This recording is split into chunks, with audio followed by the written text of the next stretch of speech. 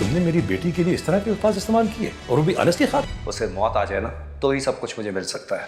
शेरीन और अनस के रिश्ते की बात की थी। एक ऐसा हल मिला है ना कि ठीक से इस लड़की से बदला ले लेंगे।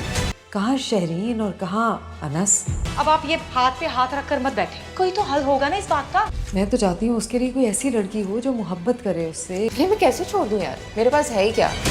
शहरीन को तो मैं कभी अनस के लिए ना चुनूं। बदतमीज, बददिमाग, जिन बहनों को अपने भाई से मोहब्बत होती है ना, वो अपना हिस्सा छोड़ देती है। जो उसकी जीवन की साथी हो।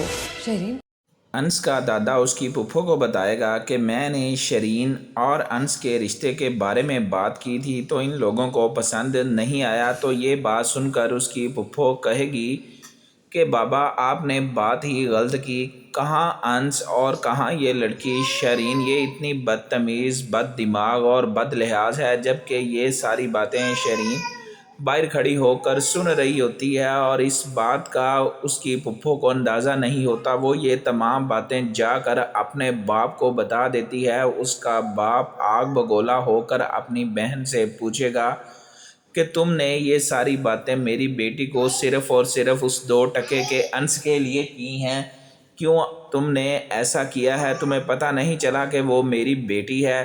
तो ये बात सुनकर फुफ्फो चुप कर जाएगी। वो अपने बाप से ये कहेगी कि मुझे तो अंश के लिए ऐसी लड़की चाहिए जो उससे मोहब्बत करे, उसका ख्याल रखे। सारी ज़िंदगी अंश ने बहुत बुरे तरीके से गुजारी है, जबकि अंशा का भाई इतना लालची हुआ पड़ा है कि वो अपनी बहन का हिस्सा हथियाना चाहता है। उसकी बीवी पूछेगी कोई तो हल होगा, तो वो कहेगा मेरी नज़र में एक ही हल है, वो मर जाएगी तो अपना हिस्सा छोड़ेगी, वरना उसके पास कोई ऐसी रीज़न नहीं है कि वो अपना हिस्सा छोड़ दे। जब इस बात का अंशा को पता चलेगा तो वो बहुत ज़्यादा परेशान और दुखी होगी, क्योंकि उसने कभी सोचा नहीं था उसका भाई ऐसी बात कर देगा जो उसको बर्दाश्त नहीं हो सकेगी। लेकिन वो अपने भाई को अच्छी तरह से जानती है।